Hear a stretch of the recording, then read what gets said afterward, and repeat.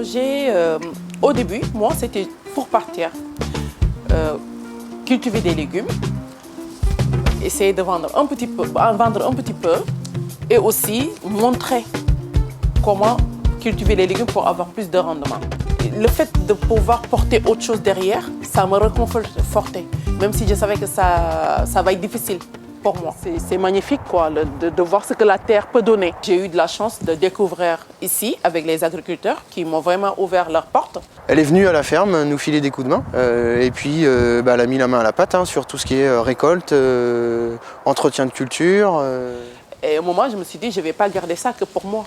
Je vais aller partager ça avec mon village.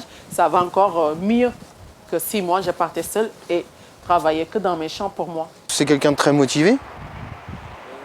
Et du coup, elle nous a apporté aussi, si tu veux, ses compétences à elle. Oui, je vais m'inspirer de ce qu'ils font ici pour refaire la même chose au Sénégal.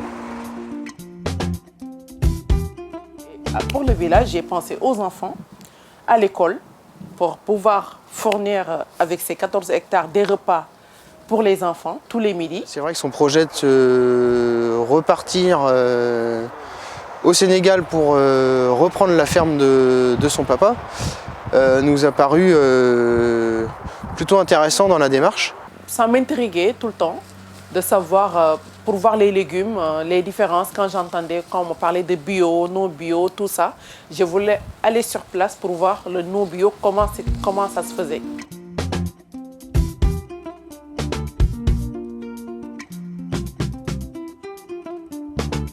Là, aujourd'hui, j'ai tout appris parce que je suis tombée sur des superbes personnes qui m'ont laissé tout voir. Les serres, on en a besoin parce que c'est pas pour le soleil là-bas, mais là-bas, c'est plutôt pour réguler l'eau. Parce que là-bas, la saison des pluies dure que 3 mois, mais c'est des pluies tellement violents que ça ravage tout.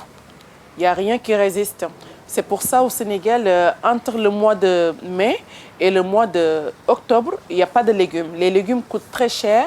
Où ça vient d'ailleurs? Ça vient du Maroc, de la France, qui coûte 5 fois le prix. Un très beau projet, le fait de faire du maraîchage et puis de montrer comment on travaille, de pouvoir avoir un outil, un bon outil je pense, pour s'installer. Donc c'est pour ça qu'on était intéressé de lui proposer notre serre. On avait mis la serre en vente il y a 2 ans et puis parce que donc elle était pour nous plus utile, elle nous gênait pour agrandir notre bâtiment. Et puis donc on l'a mis sur le bon coin et puis là on a rencontré Yaminata et on s'est dit que c'était vraiment une bonne occasion, une forme de faire de la coopération et son discours nous a plu. Je pense qu'on se fera un plaisir d'aller voir l'installation là-bas.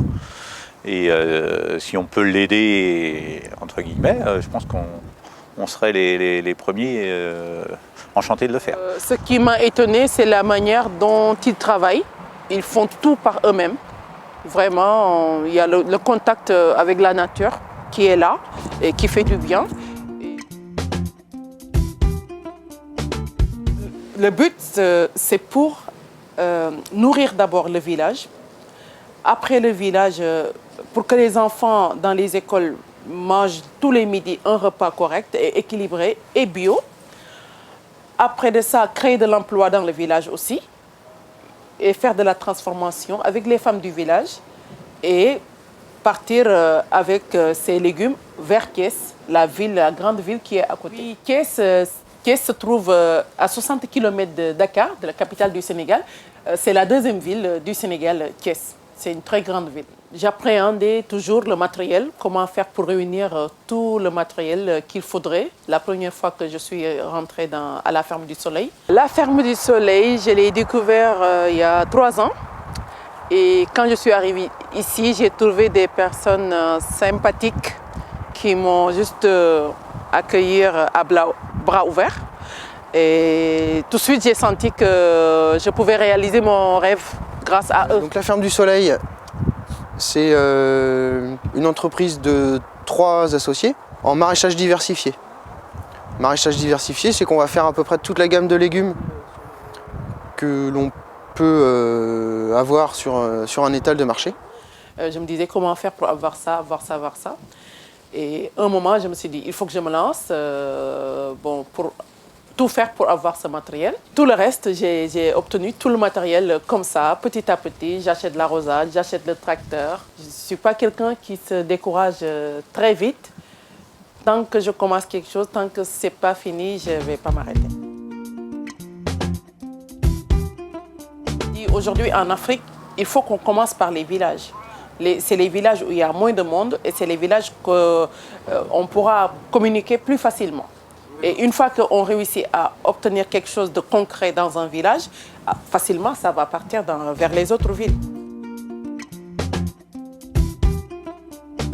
Dans le camion, il y a les serres, tout est rangé dedans. Les bâches, j'en ai récupéré et je vais aussi en acheter du neuf parce qu'il y en a qui ont été troués quand on les démontait. Et il y a aussi de l'arrosage, beaucoup d'arrosage, hein, l'arrosage comme ce qu'on a ici. J'ai démonté 6000 m² de serre. Avec l'arrosage, on a de l'eau, hein, c'est juste le matériel qui manque, les forages pour sortir l'eau et tout. Il y a 15 km de tuyaux parce qu'on a tout récupéré, hein, comme voilà, c'est en Afrique. 90 tonnes de légumes parce que là-bas, les villages, c'est maximum 300 personnes dans le village. On va nourrir largement le village et les écoles, les enfants vont être bien parce qu'ils vont manger des légumes sains, naturels.